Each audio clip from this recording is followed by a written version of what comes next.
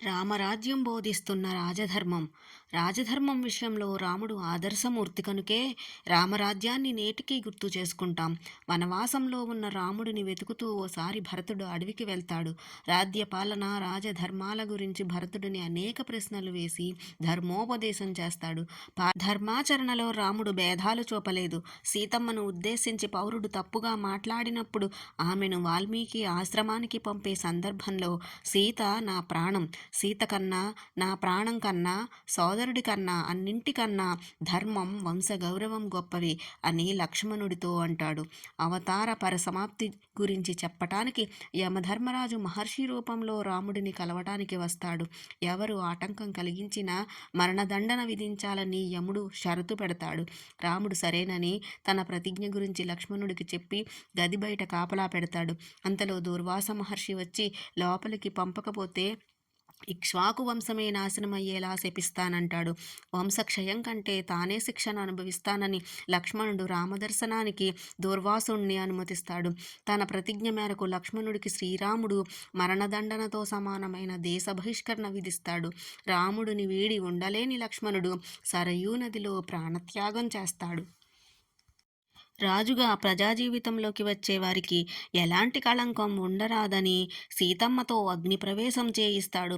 క్లిష్ట సమయాల్లోనూ ధర్మాన్ని వీడలేదు కాబట్టే పూజనీయుడయ్యాడు. కిష్కింధరాజు వాలి మహాబలశాలి. వివిధ సందర్భాల్లో రావణాసురుణ్ణి చావగొట్టి బంధిస్తాడు. అంతటి బలమైన వాలితో స్నేహం చేసి ఉంటే రావణుడిని 4 తన్ని సీతను తెచ్చి రాముడికి అప్పగించేవాడు. ఆ మాటే వాలి చనిపోతూ రాముడితో చెబుతాడు. కానీ అతడు అధర్మపరుడు కాబట్టి శ్రీరాముడు స్నేహం చేయలేదు. బలహీనుడైనా సరే అతడి తమ్ముడు సుగ్రీవుడితో స్నేహం చేసి తన కార్యాన్ని సాధించుకున్నాడు. కిష్కింద లంకారాజ్యాల రాజులను ఓడించాడు రాముడు. సహజంగా ఓడిన రాజ్యం గెలిచిన వారి వశమవుతుంది. కానీ కిష్కిందను సుగ్రీవుడికు, లంకను విభీషణుడికి అప్పగించాడు. రాజ్యకాంక్ష, పరుల సత్తుపై వ్యామోహం వంటి దుర్గుణాలు మనిషికి ఉండకూడదని ఆచరించి చూపాడు. మాటపై నిలబడడం ఆయనలోని అద్భుత లక్షణం. రాముడికి వనవాసం గురించి తెలిపినప్పుడు దశరథుడు ఒక మాట అంటాడు. వృద్ధుడైన తనను ఖైదు చేసి రాజ్యాన్ని స్వీకరించమని ప్రాధేయపడతాడు. దశరథుడు చేసింది అక్రమమని ఆయన్ని చెరసాలలో పెడతానని లక్ష్మణుడు అంటాడు. తండ్రి మాటే కాదు, తల్లి మాట శిరోధార్యమని కౌసల్య అంటుంది. ఎందరు చెప్పినా పితృవాక్య పరిపాలనకే కట్టుబడ్డాడు. నీకైనా, నాకైనా, ప్రజలకైనా ప్రభువు దశరథుడు. ఆయన మాటే మనందరికీ శిరోధార్యం అంటాడు రాముడు. తల్లి తండ్రి చెరో మాట చెబితే పితృవాక్య పాలనే శిరోధార్యం. నేను తల్లి మాట విని ఆగిపోతే మన వంశంలో తండ్రి మాట విన్నవాళ్ళు అవివేకులు అవుతారు. నేను వారిని అవమానించకూడదు.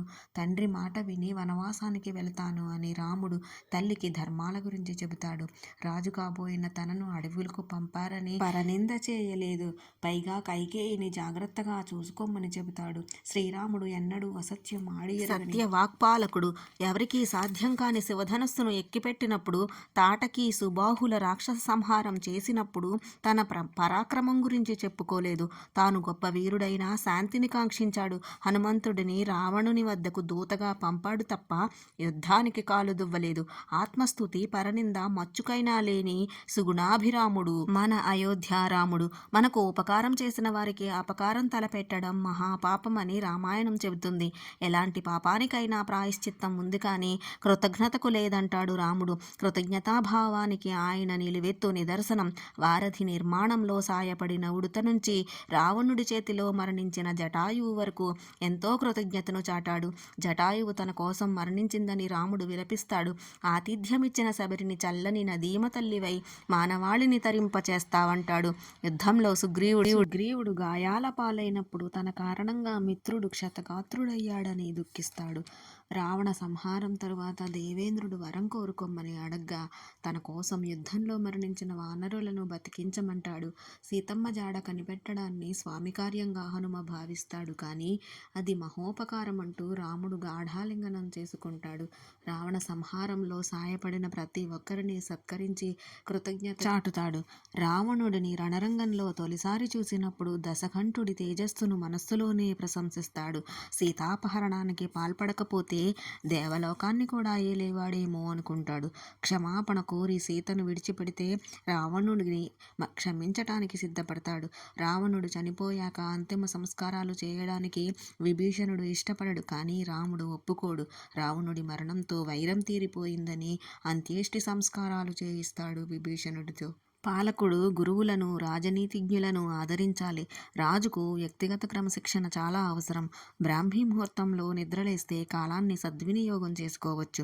చక్రవర్తికి కళ్ళు చెవులు సచివులే. అసమర్థుల్ని ఎంచుకుంటే తన కన్ను తాను పొడుచుకున్నట్లే. విశ్వాసపాత్రులతోనే మంత్రాంగం జరపాలి. న్యాయ వ్యవస్థ బలంగా ఉంటేనే శాంతి భద్రతలు అదుపులో ఉంటాయి. శాంతి భద్రతలు కరువైన చోట జనం ప్రభువును గౌరవించరు. పన్నులు జనం భరించలేనంతగా ఉండకూడదు.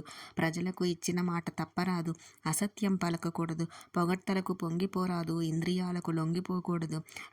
రాజుననే అహం ప్రదర్శించకూడదు. ఎప్పుడు చేయవలసిన పనిని అప్పుడే చేసేయాలి. అపరాధులను నేరం రుజువయ్యాకే శిక్షించాలి. రాజు, మంత్రులు, సేనాపతులు, ఉద్యోగులంతా ధర్మబద్ధులై సత్యవర్తనులై ఉండాలి. వారు రుజుమార్గంలో ఉంటేనే ప్రజలు సత్యమార్గంలో నడుస్తారు. ఇది సంక్షిప్తంగా శ్రీరాముడు భరతుడికి చెప్పిన రాజనీతి. రామమందిర ప్రతిష్ఠ సందర్భంగా రామపదంలో నడవడమే నిజమైన రామభక్తి.